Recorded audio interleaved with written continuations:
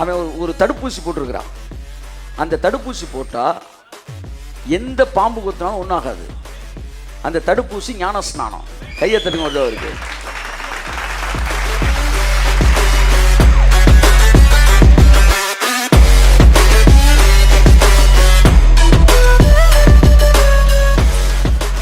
பவுல் பாம்பு கொத்தினப்ப ஜெபிச்சிருந்தானா அது healing anointing. ஜெபிக்காமலே சரியா இருந்தானா உயிர் தெழுந்த வல்லமை அது.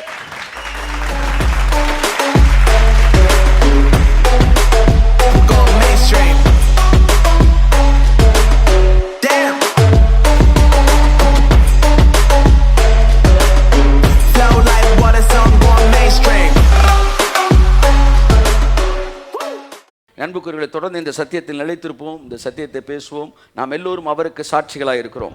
அல்லேலூயா சொல்லுங்க. இயேசு சொன்னார் எனக்கு சாட்சி. எல்லாம் சொல்லுங்க ஆமென். இயேசு என்றால் கிருபை என்று அர்த்தம்.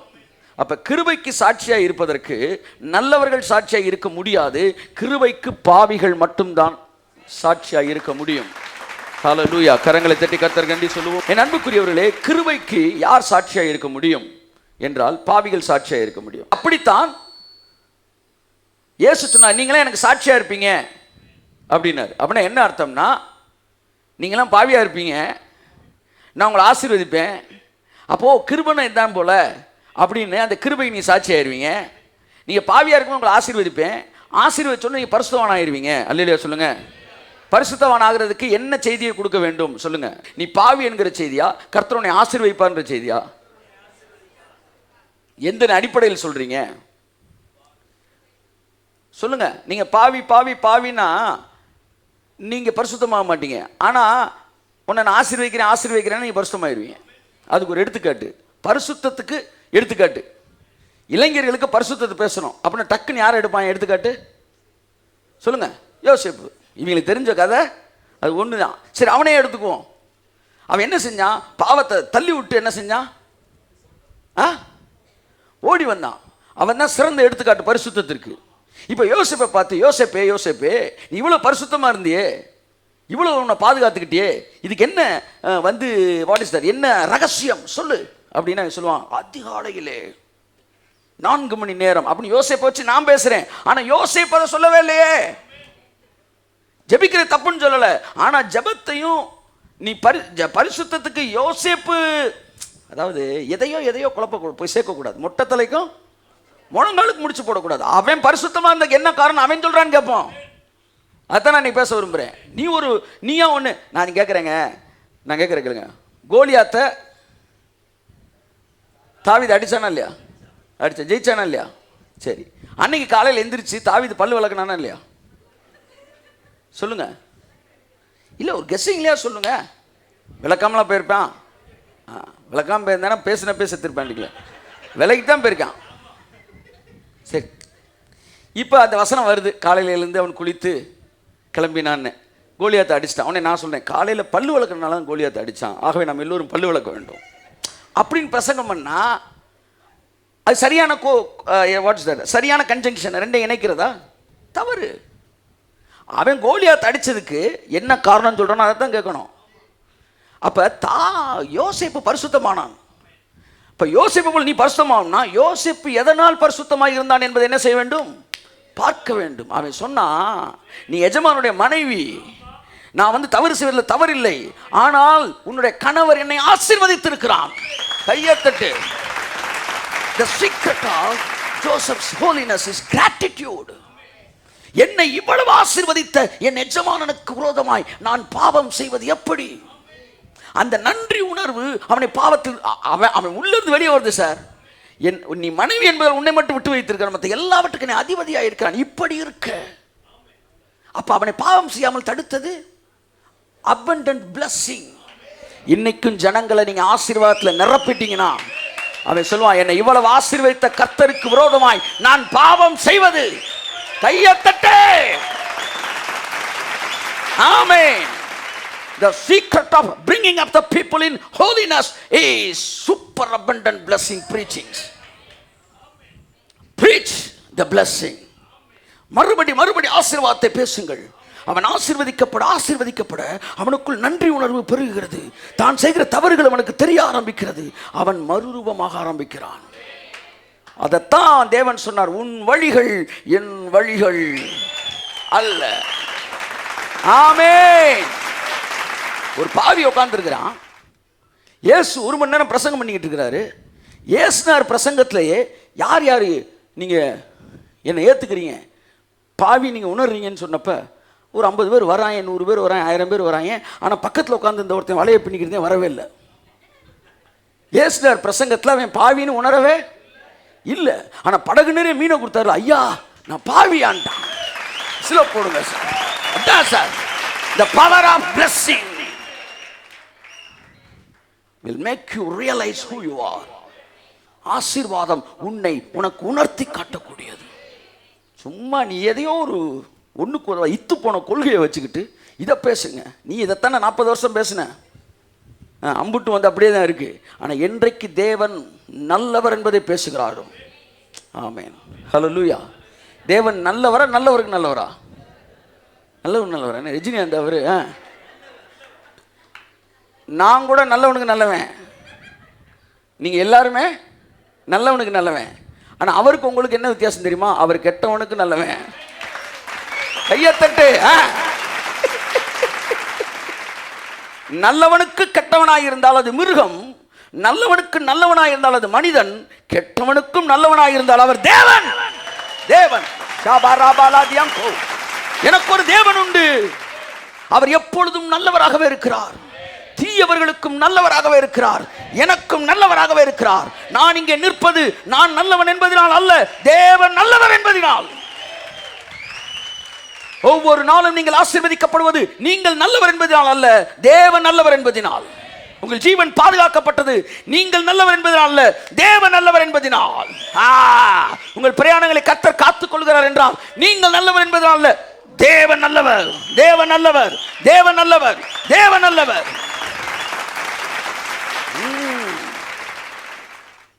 ஆமென். உங்களுக்கு ஒரு சட்டை கிடைக்குது, உங்களுக்கு பேண்ட் கிடைக்குது, தேவன் நல்லவர். பிரமாணம் நீ நல்லவன், கிருபை அவர் நல்லவர். எதில் அவர் மகிமைப்படுறாரு? கிருபையில். கையத்தட்டே அல்லேலூயா சொல்லுங்க. ஆமென். எல்லாம் சொல்லுங்க. நான் ஆசீர்வதிக்கப்படுகிறேன், நான் போஷிக்கப்படுகிறேன். காரணம் நான் நல்லவன் நல்லவள் என்பதனால் அல்ல, என்னை அழைத்த என்னம்மா நீங்க வந்துட்ட தேவன் நல்லவர் என்பதனால். கரங்களை தட்டி தேவன் நல்லவர், ஆகையால் நாம் ஆசீர்வதிக்கப்படுகிறோம். இதுதாங்க கிருபை. கிருபை என்றால் தேவனை அறிந்து கொள்வது. மோசே சொன்னா, நான் உம்மை அறிவதற்கு எனக்கு கிருபை தாரும். இந்த உலகம் அவரை தவறாக அறிந்திருக்கிறது, ஆனால் கிருபை உங்களை தேவனை சரியாய் அறிய வைக்கிறது. கிருபை என்றால் அறிந்து கொள்வது. கிருபை உங்களை தேவனை சரியாக அறிய வைக்கிறது. கிருபைக்குள்ள வண்டிக்கு என்ன அர்த்தமா? கடவுளை சரியா பார்க்க ஆரம்பிப்பீங்க. இவ்வளவு நாள் உங்களை என்ன சொல்லி கொடுத்தாங்க? நல்லவனுக்கு நல்லவன் தானே சொல்லி கொடுத்தாங்க. அது ரஜினிகாந்த் படம். டெர்மினாலஜி மாறணும். என் அன்புக்குரியவர்கள் நல்லா தெரிஞ்சுங்க, டெர்மினாலஜிக்கு மீனிங் மாறுது. நல்லவனுக்கு நல்லவன் நல்ல தேவன், நீ சரியில்லை அதெல்லாம் ஆசீர்வதிக்க மாட்டான். அப்ப கடவுளே கிடையாதுயா. நல்லோர் மீதும் தீயோர் மீதும் தம்முடைய சூரியனை உதிக்க பண்ணி, சன்மார்க்கன் மீதும் துன்மார்க்கன் மீதும் தன்னுடைய மழையை பெய்ய பண்ணுகிறார். பரலோகத்தில் இருக்கிற உங்கள் பிதா பூரண சற்குணராய் இருக்கிறது போல நீங்களும் பூரண சற்குணராய் இருங்கள். நல்லோருக்கும் தீயோருக்கும் உதவி செய்யுங்கள், நல்லவரும் தீவரை ஆசீர்வதியுங்கள். அதற்காகவே தேவன் நம்மை இந்த மனநிலை கிருபைக்குள்ள வரும்போது தான் கடவுளை பற்றி ஃபுல் பிக்சர் தெரியுது. அப்போ என்ன செய்றீங்க? நீ தேவன்ட்டு இயல்பாக தெளிவாக சரியாக நீங்கள் பழக ஆரம்பிக்கிறீர்கள். பாவம் என்றால் என்னவென்றால் தவறான அறிவு தான் பாவம். நித்திய ஜீவன் என்னவென்றால் சரியான அறிவு தான் நித்திய ஜீவன். ஆதாம் பாவம் செஞ்சான். என்ன செஞ்சான்? ஆதாம் தவறான அறிவுக்குள் வந்தான். பாருங்களேன், ராஜ்குமார் இங்கே வாங்க, தம்பிங்க வாங்க. பாப்பா, ராஜ்குமார் தேவன், ராஜ்குமார் நல்லவர். நல்லவன்னா என்ன அர்த்தம்? இவனை நெஞ்சில் குத்துனா கூட இவன் என்ன செய்வான்? என்ன நேசிப்பான். அதான் நல்லவன். இப்போ இவன்கிட்ட இவன் இருக்கிறான். இவனை இவன்கிட்ட இருந்து பிரிக்கணும். என்ன செய்யலாம்னு சொல்லுங்கள், உங்களுக்கு தெரிஞ்சதெல்லாம் சொல்லுங்கள். இவர் அடிக்கணும், பிரிஞ்சிட முடியுமா? இவனை குத்தணும். குத்துறா, மெதுவாக குத்து, ஃபுல் தரு காமிச்சிடேன், இப்படி குத்து, கத்தி எடுத்து குத்துறா, பார்த்துக்கோன்றாப்புல அவன் குத்துறான். பிரிக்க முடியுமா சொல்லுங்க? இவர் சட்டையை கிழிக்கிறான், பிரிக்க முடியுமா? இவன் நல்லவனா இருக்கிற வரைக்கும் இவன் என்ன செஞ்சாலும் இவனை விட்டு இவனை பிரிக்க முடியாது. புரியுதா புரியலையா? ஒருவன் நல்லவனா இருந்தால் அவனிடமிருந்து இன்னொருத்தனை, என் ஃப்ரெண்ட்ஸ்லாம் என்னை விட்டு பிரியவே மாட்டாங்க. 25 வருஷமாக என் கூட நண்பர்களாக இருக்கிறவர்கள் உண்டு. 28 வருட நண்பர்கள் எனக்கு உண்டு. 28 வருஷம்னா சண்டை போடாமல் ஒரு 20 வருஷம் கழித்து பார்க்குறதா? இல்லை, வாரம் பழகிட்டு இருக்கிற நண்பர்கள் 28 வருஷமான உண்டு. இவரெல்லாம் நல்லவர்கள், எல்லாம் சிறப்பாக எல்லாத்தையும் செய்தார்களா? இல்லை. எவனுக்கு ஃப்ரெண்ட்ஸ் ரொம்ப நாளைக்கு நீடிக்கலையோ அவன் கெட்டவன் அர்த்தம், இல்லாட்டி அவன் நல்லவனுக்கு நல்லவன் அர்த்தம். ஆனால் எல்லாருக்கும் அவன் எப்படி இருந்தாலும் நேசிக்க கற்றுக்கிட்டிங்கன்னா உங்களுக்கு நண்பர்கள் இல்லாமல் இருக்கவே மாட்டார்கள். நிறையா பேர் பாருங்கள், போன வாரம் அவங்க கூட பழகுவாங்க, டக்குன்னு பேக்கை தூக்கிட்டு போய்ட்டு இந்த வாரம் இன்னொருத்தங்க கூட பழகுவாங்க. இது எல்லாம் என்னென்னா சும்மா ஆளை பார்த்து பழகிறது. ஆனால் அன்பு என்பது, நீங்கள் நல்லவராக இருந்தால் உங்களை விட்டு எவனும் பிரிஞ்சு போக முடியாது. நீங்கள் மறுபடியும் ஃபோனை போட்டவன்ட்ட பேசுவீங்க. அப்போ இவர் நல்லவராக இருக்கிற வரைக்கும் இவனை இவர்கிட்ட என்ன செய்ய முடியாது. அப்போ என்ன தான் செய்யணும்? சொல்லுங்க. இவனை இவனை பற்றி இவர்கிட்ட தவறாக சொல்ல முடியுமா? முடியாது. என்ன சொன்னாலும் நான் என் பிள்ளையை நேசிப்பேன்டான்ற. அப்போ என்ன செயல் செய்தாலும் இவனை பிரிக்க முடியாது. இவர் கட்டிப்பிடிக்க வருவார். இப்போ ஒன்று செஞ்சவனை பிரிச்சிடலாம். என்ன தெரியுமா? இவர் மோசமானவர் அப்படின்னு இவன்கிட்ட சொல்லிடுறேன். சொன்ன பிறகு இவர் நல்லவராக தான் இருக்கார். இவர் மோசமானவர் இவனுக்கு வந்துருச்சுல. இப்போ இவர் கட்டிப்பிடிக்க வரும்போது இவன் அப்படியே ஒளிகிறான். நோ நோ நோன்னு ஒளிகிறான். நான் ஒளிந்து கொண்டேன்.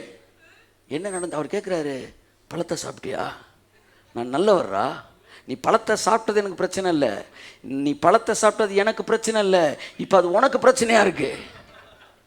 What is sin? What is sin? If it has a literal meaning, என்ன தெரியுமா சின்னு? எது? பழத்தை தின்னது பாவம் என்பது லிட்ரல் மீனிங்னா, இந்த ஊருக்குள்ள பழம் சாப்பிட்றதெல்லாம் பாவம். இது எப்படி இருக்கு? நீங்கள் இன்றைக்கி 2 ஆரஞ்சு பழம் சாப்பிட்டீங்களா, பாவம் செஞ்சு. ஏன்னா எழுத்தின்படி பழம் சாப்பிட்டா தானே பாவம். அப்படி ஆரஞ்சு பழம் சாப்பிட்டா பாவம், கொய்யா பழம் சாப்பிட்டா பாவம். அப்போ அது அல்ல. எது பாவம்? தவறான அறிவே பாவம். இப்போ இவனுக்குள்ள பாவம் வந்துருச்சு, அதை பிரிச்சிருச்சு. அப்படின்னா என்ன அர்த்தம்னா, தவறான அறிவு வந்துருச்சு, அதனால பிரிஞ்சுட்டான். இவன் செயல்கள் இவனை பிரிக்கவில்லை. இவன் என்ன செயல் செஞ்சாலும் இவன் திரும்ப வரத்தானே செய்கிறாரு. அப்போ திரும்ப இவனை சேர்க்கணும்னா இவன் செயல்களை மாற்றக்கூடாது, இவன் அறிவை மாற்றணும். அதைத்தான் நன்மை தீமை அறியத்தக்க விருட்சம் பாவம். ஒரே, அதாவது என்னது இயேசு சொல்லுகிறார், பிதாவாகிய உம்மையும் ஒரே பேரான உம்முடைய குமாரனையும் அறிவதே நித்திய ஜீவன்றாரு. அப்போ இவன் அந்த அறிவு வந்துருச்சுன்னு வச்சுக்காங்களேன், நித்திய ஜீவனுக்குள்ள வந்துருச்சு. இப்போ தைரியமாக அவர்கிட்ட வரான். ஆமேன். அப்படியே கூட்டு போயிருப்பான். பிரைஸ் காட், ஹல்லேலூயா. ஸோ புரியுதா உங்களுக்கு? ஸோ இந்த ராங் நாலேஜ் சரியான நாலேஜாக மாறும்போது நீங்கள் தேவனோட இணைய ஆரம்பிச்சிருங்க. சரியான நாலேஜ் என்ன ஆகுது? அவர் நல்லவர், அவர் நல்லவருக்கு நல்லவர். இது யாரு? இது அவன் கொடுத்த அறிவு, பெந்தேகோஸ்தே பெருமாட்டிகள் கொடுத்த அறிவு. ஆனால் தேவன் கொடுக்குற அறிவு என்னன்னா, அவர் எல்லோருக்கும் நல்லவர். ஹல்லேலூயா. தேவனை எவ்வளவு கோபமாக நீங்கள் காமிச்சாலும் பாவம் செய்கிறவன் பாவம் செய்யத்தான் செய்வான். என்ற 25 வருட அனுபவத்தில் நான் பார்த்துக்கிட்டது. தப்பு செய்யணும் முடிவெடுத்தவனை நீங்கள் மிரட்டி தப்பு செய்யாமல் இருக்க வைக்க, மனிதர்களை மிரட்டுவதற்கு 100க்கும் அதிகமான சட்டங்கள் இந்தியன் பீனல் கோர்ட்டில் இருக்குது. எத்தனை சட்டமையாக இருக்குது? 554. வெறும் 54. ஆமென். 554 சட்டங்கள் இருக்கு. ஆனாலும் சிறைச்சாலைகள் நிரம்பி வழிகிறது. இது ஒன்று போதாதா? ஹலோ, இது ஒன்று போதாதா? 554 சட்டங்கள் இந்தியன் பினல் கோட்ல இருக்கு. தவறாக இருந்தால் நீங்கள் முத்துவை தொடர்பு கொள்ளவும்.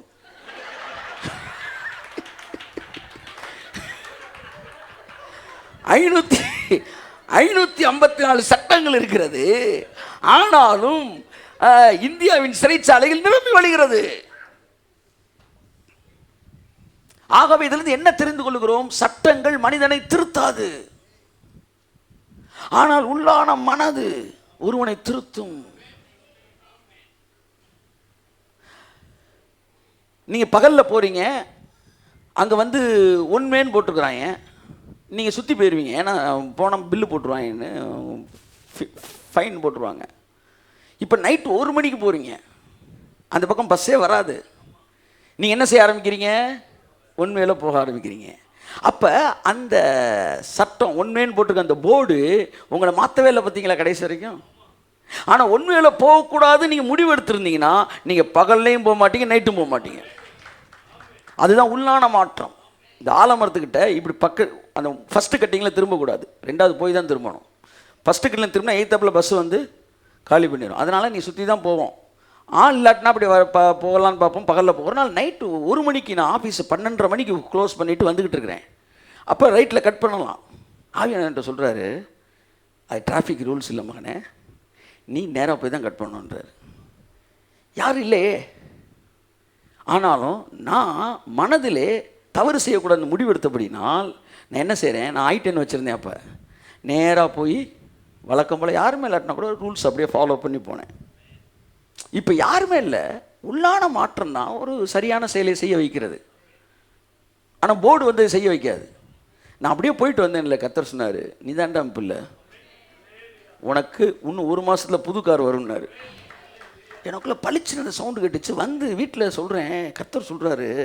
நான் அவர் சொன்ன உடனே அப்படியே சரின்ட்டு சொன்னதுக்காக வந்தோன்னே அவர் சந்தோஷப்பட்டு உனக்கு ஒரு புது கார் வருன்றாரு அப்படின்றேன். யாரும் நம்பலை. அப்புறம் வந்து 1 மாதத்தில் புது கார் வந்து நின்றுச்சு பார்த்தீங்களா. அப்போ தான் சில நேரம் இதெல்லாம் அப்படி சந்தோஷத்தில் தட்டி விடுறது. எடுத்துக்கடா, ஒரு காரை ரிலீஸ் பண்ணி விடுறான். அவனுக்கு ஒன்று தெரிஞ்சுக்கங்க, தேவன் அதாவது செயல்பாடுகள் சட்டங்கள் நம்மை மாற்றாது. ஆனால் அறிவு, தேவனை குறித்த அறிவு, அன்பு நம்ம என்ன செய்கிறது? மாற்றுகிறது. யோசேப்பை நன்றி உணர்வு தான் பாவத்திலிருந்து தடுத்தது. நன்றி உணர்வு தான் தடுத்தது.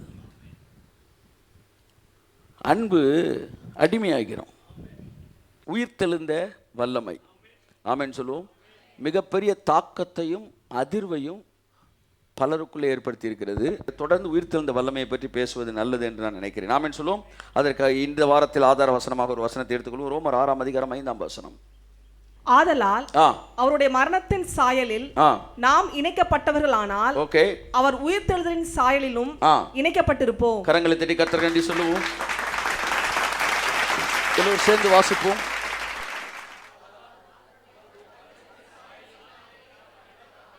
அவருடைய உயிர்த்தெழுதலின் சாயலும் இணைக்கப்பட்டு இருப்போம்.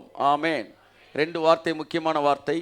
மரணத்தின் சாயல், 2வது உயிர்த்தெழுதலின் சாயல். அண்டர்லைன் தி வேர்ட், மரணத்தின் சாயலில் உயிர்த்தெழுதலின் சாயல். நாம் எதை பார்க்க போகிறோம்? உயிர்த்தெழுதலின் சாயல் நமக்குள்ளே வெளிப்பட வேண்டும். If the world find out the image of resurrection in you, that is the complete proof of the gospel. இந்த உலகம் உங்களிடத்தில் உயிர்த்தெழுதலின் சாயலை பார்த்துவிட்டால் அதுதான் சுவிசேஷத்தின் பூரணமான ப்ரூஃப். நம்ம எல்லாத்தையும் உயிர்த்தெழுதலின் சாயல் வெளிப்பட வேண்டும். அப்படி வெளிப்படும் என்றால் அதுதான் சுவிசேஷத்தின் சாட்சி. இந்த உலகம் உங்களை பார்க்குறப்ப உயிர்த்தெழுதலின் சாயல் உங்களுக்குள் இருக்கும் என்றால் அதுதான் காஸ்பலோடைய கம்ப்ளீட் ப்ரூஃப். ஆமென் சொல்லுங்க. இன்னைக்கு காஸ்பல் சுவிசேஷம் சொல்ல போறோம்னா இந்த உலகம் நம்ம உயிர்த்தெழுந்த சாயல் என்ன செய்யணும்? பார்க்கணும். உயிர்த்தெழுந்த சாயல் என்பது மரணத்துக்கு பிற்பாடு வரக்கூடிய சாயல். அந்த சாயல் அவனுக்குள் வரும் என்றால் மரணம் அவனை மேற்கொள்ள முடியாது, வியாதி அவனை மேற்கொள்ள முடியாது, தீமை அவனை மேற்கொள்ள முடியாது, விஷ ஜந்துக்கள் அவனை மேற்கொள்ள முடியாது. காரணம் உயிர்த்தெழுதின் சாயலில் இருக்கிறான். அந்த சாயலை இந்த உலகம் பார்த்து விட்டால் சுற்றி இருக்கிறவர்கள் சாட்சி சொல்வார்கள். பாருங்க, அந்த பொண்ணுக்கு வந்து கிட்னியில் ஸ்டோன் சொன்னாங்க, ஸ்கேன் பண்ணி பார்த்தப்ப ஸ்டோன் இருந்துச்சு. உயிர்த்தெழுதின் சாயல் என்கிற வார்த்தையை போன வாரத்துக்கு முந்தின வாரம் அந்த செய்தியை கேட்டபோது அந்த பெண்ணுடைய சரீரத்தில் மறுபடியும் தேவனுடைய வல்லமை இறங்கியது. மறுபடியும் ஸ்கேன் பண்ணி பார்த்தப்ப அங்கே அந்த கல் இல்லை. இப்ப நடந்தது என்ன? சுற்றி இருக்கிறவர்கள் சொன்னார்கள், உண்மையிலே நீ கும்புற கடவுள் தான் உண்மையா. மனிதர்கள் இயேசுவை ஏற்றுக்கொள்வதற்கு நம்மிடத்தில் உயிர்த்தெழுந்தல் சாயலை பார்க்க வேண்டும். ஒரு தீவுக்குள்ள போனப்ப அவனை பார்த்து சொன்னா, இவன் மகா பாதகன்றா அப்படின்னாங்க. எப்பவுமே மக்கள் மாற்றி மாற்றி அப்படியே இருக்கட்டும். மக்கள் மாற்றி மாற்றி என்ன செய்வாங்க? பேசுவாங்க. உங்களை நல்லவேன்னுவாங்க, திடீர்னு கெட்டவேன்னுவாங்க, திடீர்னு கெட்டவங்கன்னு வாங்க. போன வருஷம் இந்த வருஷம் நல்லவன் வாங்க, இந்த வருஷம் நல்லவன் வாங்க. நீங்கள் சொல்கிறீங்கன்னு தெரிஞ்சவொன்னே திரும்ப சிலர் பேசுவாங்க, அடுத்த வருஷம் அவங்க கெட்டவங்க. அதை பற்றி எனக்கு கவலை கிடையாது. அப்போ பவுலை பார்த்து சொன்னாங்க வந்து, இவன் மாப்பாதகன், மாப்பாதகன். ஏன்? புயலில் தப்பி வந்துட்டான், பாம்பு அவனை என்ன செஞ்சிருச்சு? கொத்திருச்சு. ஒரு பெரிய தீவு, என்ன தீவு? மெலித்தா தீவா? அந்த தீவில் இருந்தார்கள். அப்போ பாம்பு கொத்தினோன்னா அவன் சாவான் அப்படின்னு பார்க்குறான். ஏன்னா அந்த பாம்பு கட்டுவிரியன் பாம்பு. இவன் செத்துருவான்னு பார்த்துக்கிட்டே இருக்கிறான். அவன் அதுக்கு ஜெபம் கூட பண்ணலை. கையை தட்டுங்க விடுறவ. ஏன்னா அவன் எவர் ரெடி. அவன் ஒரு தடுப்பூசி போட்டிருக்கிறான். அந்த தடுப்பூசி போட்டால் எந்த பாம்பு கொத்தினாலும் ஒன்றாகாது. அந்த தடுப்பூசி ஞானஸ்நானம். கையை தட்டுங்க விடுறவ இருக்கு. ஞானஸ்நானம் தடுப்பூசி போட்டால் உங்களுக்கு டெங்கு வராது, எந்த பிளேக்கும் வராது, எந்த வியாதியும் வராது. மரணம் இல்லாத, வியாதி இல்லாத, வறுமை இல்லாத, தரித்திரம் இல்லாத ஒரு வாழ்க்கைக்குள் நீங்கள் வருகிறீர்கள். இதான் உயிர்த்தெழுந்த சாயல். இதை பார்த்த உடனே அந்த தீவே ரட்சிக்கப்பட்டாங்களாம். அல்லேலூயா. ஆனால் இன்னைக்கு என்ன செஞ்சுக்கிட்டு இருக்கிறாங்க? அந்த உயிர்த்தெழுதலின் சாயல் மட்டும் இல்லை, ஆனால் பிரசங்கம் மட்டும் வலுவாக இருக்கு. பாருங்கள், இந்த எண்ணெயை நீங்கள் பூசுவீர்கள் என்றால் ஒரே வாரத்தில் நீங்கள் கலராய் மாறிவிடலாம். இந்த எண்ணெயை பூசுவீர்கள் என்றால் உங்கள் முடி வேகமாய் வளரும். இந்த எண்ணெயை பூசிட்டு நீங்கள் பாட்டில் வைக்கிறதுக்குள்ள முடி தொங்கிடும் வளர்ந்து.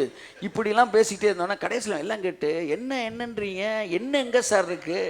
சம்பவம்ன்றீங்க, பாட்டில் காட்டுங்க. பேசிக்கிட்டே இருந்தால் போதுமா? பாட்டில் காட்டணும்ல. கர்த்தர் நல்லவர்ன்ற உன் வாழ்க்கை உயிர்த்தெழுந்த வல்லமையா காட்டு. அது பெரிய மனுஷன் செய்கிற வேலை. தொடர்ந்து நீங்கள் செய்ய முடிவுகள் அழைக்கிறேன். என்னன்னா, சம்பவம்ன்றீங்களே சார், சம்பவத்தை காட்டுங்க. இன்றைய தேவை பிரசங்கம் அல்ல, சாட்சி. அதான் ரெய்னார்ட் போங்க சொல்லுவார், சிங்கத்தை கூண்டுக்குள்ளே வச்சுட்டு சிங்கம் சிங்கம் சிங்கம்னு என்ன செய்யாத? பேசாத. சிங்கம் வந்தால் கடிக்கும். சிங்கத்தை நீ காட்டில் பார்த்துருப்ப, சிங்கத்தை நீ வீட்டில் பார்த்துருப்ப. ஆனால் வந்து குறவலையை கடிச்சு பார்த்துருக்கியா நீ? ரத்தம் வரும். இப்படிலாம் கதை சொல்லிகிட்டே இருக்காத. போங்க அன்னைக்கே சொல்லிட்டாரு, சிங்கத்தை அவுத்து விடு. சிங்கம் வந்து தான் யாருன்னு சொல்லிட்டு போயிடும். கையை தட்டுங்க. சிங்கம் வந்து இன்ட்ரோடக்ஷனை கொடுத்துட்டு போயிடும். இதாண்டா சிங்கம். கொஞ்ச நேரத்தில் அடித்து அம்பிட்டு ரத்த கலராகி செத்து கிடப்பேன். அப்புறம் சிங்கம் இதான் நான் அப்படின்ட்டு. நீ என்ன அரை மணி நேரம் பிரசங்கம் பண்ணிட்டு இருக்கிற? உயிர்த்தெழுதலின் சாயலை நீ காட்டும்போது ஜனங்கள் விசுவாசத்துக்குள் கடந்து வருகிறார்கள். பவுலை பாம்பு கொத்திய போது அவனுக்கு ஒன்றும் நடக்கலை. அந்த தீவே ரட்சிக்கப்பட்டாங்க. பவுல் பிரயாணம் பண்ணி சுவிசேஷம் சொல்லியிருந்தா கூட அந்த மாற்றம் நடந்திருக்காது. ஒரு பாம்பு வந்து வேலையை முடிச்சுட்டு போயிடுச்சு. One miracle can do which million preachings cannot do. 1000 செய்திகள் செய்ய முடியாத ஒரு அற்புதம் செய்துவிடும். ஆண்டவரே, உயிர்த்தெழுந்த வல்லமை என்பது அற்புதம் கிடையாது. அற்புதங்கள் தேவைப்படாத இடத்தில் வாழ்வது. ஆமென். பவுல் பாம்பு கொத்தினப்ப ஜெபிச்சிருந்தானா அது ஹீலிங் அனாயிண்டிங். ஜெபிக்காமலே சரியா இருந்தானா உயிர்த்தெழுந்த வல்லமை.